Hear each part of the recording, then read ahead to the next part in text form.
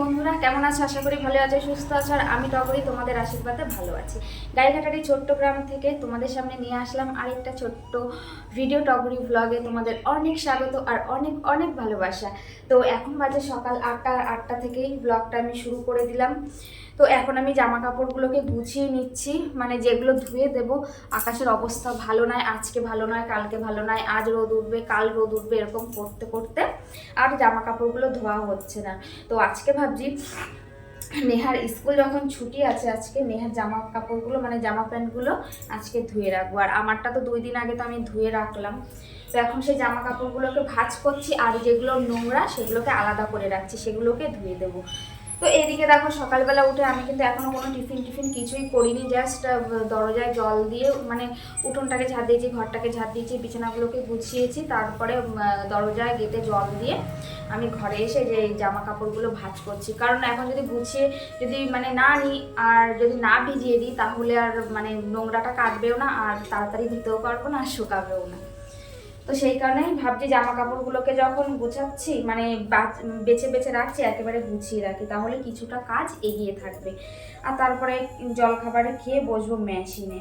আর নেহার বাবা নেই বাড়িতে, কাজে চলে গেছে সকালবেলা। তো আজকে রান্না বান্না তেমন কিছুই হবে না, তেমন কিছুই করব না।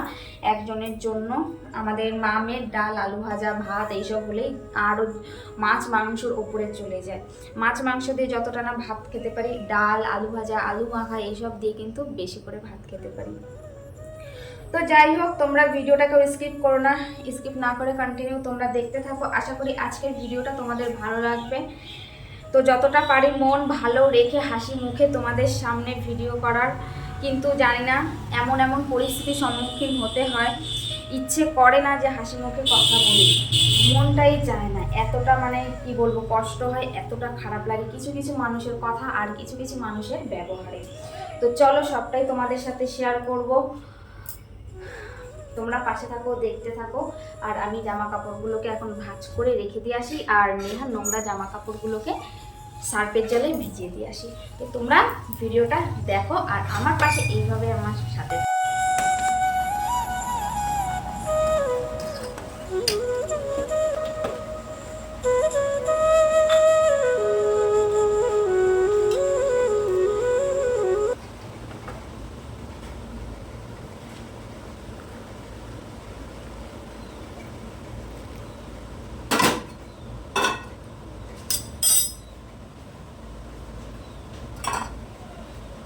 তো দেখো, এইদিকে আমি সকালে টিফিন নিয়ে বসে পড়েছি।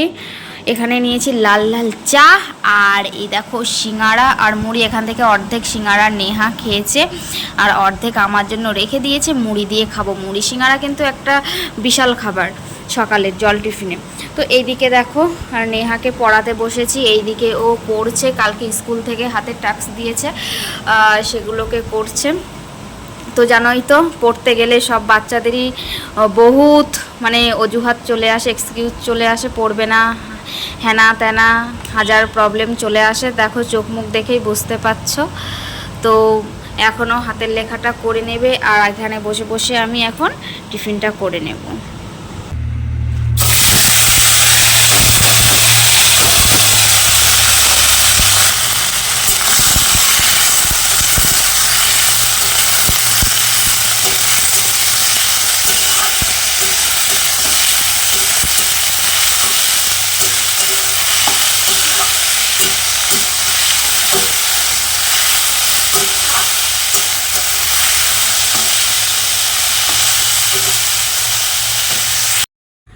সকালবেলা মেশিনের কাজ করে নেহাকে পড়িয়ে এক সাইডে গ্যাসে আলু ভাজা বসিয়ে দিলাম, আর তারপরে সাইডে যেসব কাজ বাজ ছিল আর সেগুলোকে আস্তে আস্তে করে নিচ্ছি। যেমন অনেক দিন থেকেই চালের বস্তাটা নেহার বাবা এনে রেখেছিল, মানে পুরো চালের বস্তাটা ধরে ওটার মধ্যে ঢালা যাবে না, আমি পারবো না।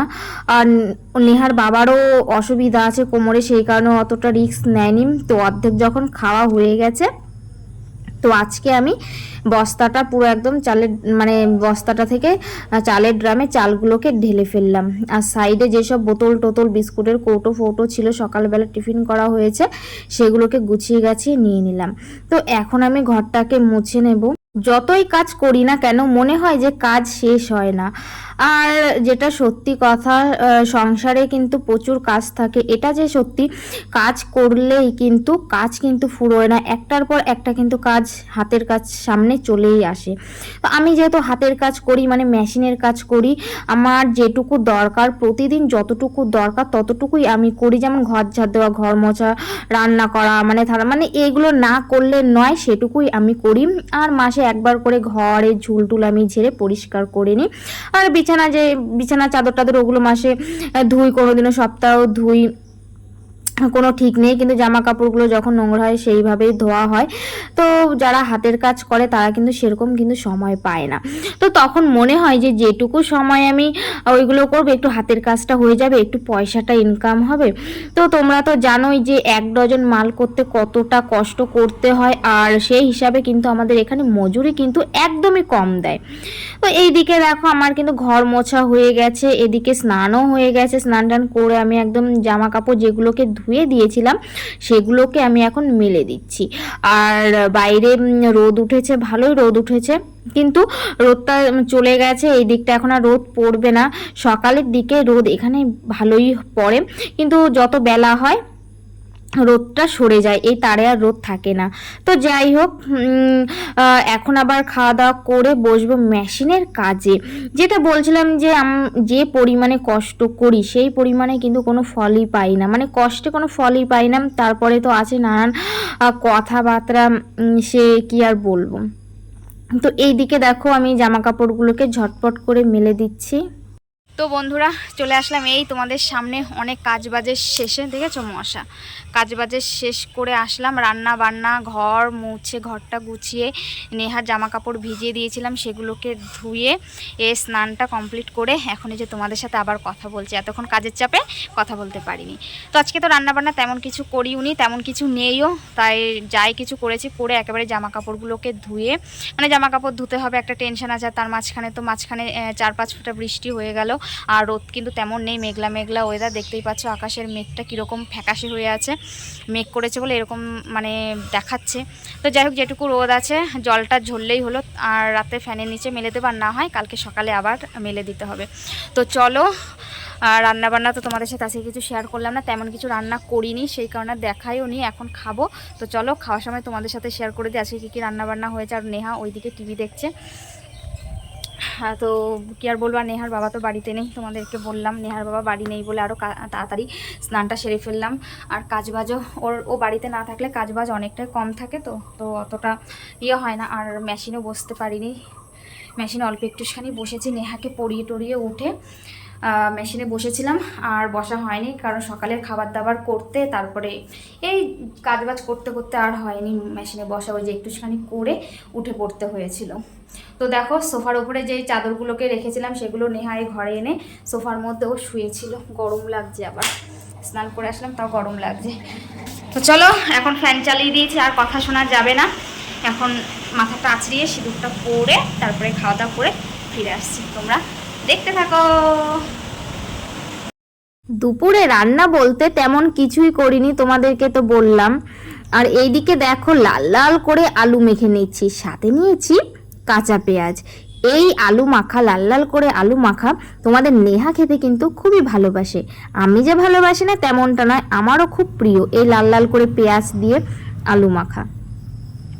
তো দেখো কাজের তাড়ায় কিন্তু মানে কি কি করেছি সেটা তোমাদের সাথে শেয়ার করা হয়নি। আর এই ডাল ভাজা ভুজি কি শেয়ার করব, সেই কারণে ভাবলাম যে বন্ধুদের সাথে যখন খাবো বন্ধুদের সাথে তখনই আমি শেয়ার করে দেব যে কি কি আজকে রান্না করেছি। আর যেটা সত্যি কথা, অনেকে হয়তো যেটা হয় বাড়িতে এরকম ভাজাভুজি ডাল সেদ্ধ মেদ্ধ হলে কিন্তু অনেকে শেয়ার করে না, কিন্তু আমার সেখানে কিন্তু লজ্জার কোনো ব্যাপার নেই। যেটা করেছি সেটা এখানে তোমাদের সাথে আমি শেয়ার করলাম, এখানে লজ্জার কিছুই নেই। এটা আমার লাইফস্টাইল, সারাদিন আমি কি কি করি কিভাবে চলছি সেটাই তোমাদের সাথে তুলে ধরা আর সেটাই শেয়ার করা, এখানে আমার লজ্জা বলতে কোনো কিছুই নেই। তো যাই হোক, এদিকে দেখো ভাত নিয়ে নিয়েছি, আর আজকে ভাত রান্নাটা একটু বেশি, মানে চালটা বেশিই নেওয়া হয়ে গেছে, তো এই ভাতগুলো আবার থেকে যাবে।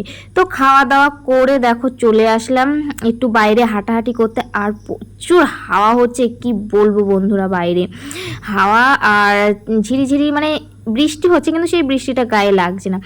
আর এদিকে দেখো আমাদের গাছের পেয়ারা পেকে হলুদ হয়ে আছে, নিচে পড়ে গেছে, খাওয়ার কেউ নেই, আর একা মানুষ কতটাই বা খাবো। নেহার বাবা খায় না। আর দেখো এদিকে রাস্তার এদিকে ডালগুলোকে কেটে দিয়েছে, পরিষ্কার করে দিয়েছে শ্বশুর। তো যাই হোক, এদিকে দেখো পাশের বাড়ির ওরা দেখো পেয়ারা নিতে এসেছে, তো আমি দেখিয়ে দিচ্ছিলাম এই পেয়ারাগুলো পাড়ার জন্য। আর এই গাছের পেয়ারাগুলো এতটা স্বাদ কি বলবো। সারা দিনের কাজকর্ম যেমনটা পেরেছি তেমনটাই তোমাদের সাথে আমি শেয়ার করেছি, দেখিয়েছি। আর এখন চলে আসলাম রাত্রেবেলা, আর এখন রাত বাজে 10টা 15। তো এদিকে দেখো রুটি করে নিচ্ছি আর রাতের খাবার খেয়ে শুয়ে পড়বো। সারাদিনটা নমনম করেই চলে গেল, কিছু সেরকম তোমাদের সাথে শেয়ার করতে পারলাম না, মনটাও ভালো নেই, যা পাচ্ছি তাই শেয়ার করছি, অতটার ভিডিওর প্রতি আর অতটা মন যাচ্ছে না।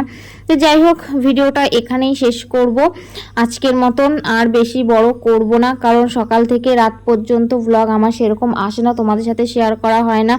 সকাল থেকে বিকেল কিংবা সন্ধে কিংবা দুপুর এটুকুই শেয়ার করছি, রাতের কিছু জিনিস তোমাদের সাথে শেয়ার করা হচ্ছে না। তো এই যে আজকে টুকিটাকি একটু যা করছি তোমাদেরকে একটু দেখাচ্ছি, এই রুটি করছি। তো এইদিকে দেখো বরমশাই আসার সময় নিয়ে এসেছে বিরিয়ানি, আর করা হয়েছে রাতে ঘুগনি, খাওয়া হবে রুটির সাথে ঘুগনি, আর নিয়ে এসেছে বিরিয়ানি।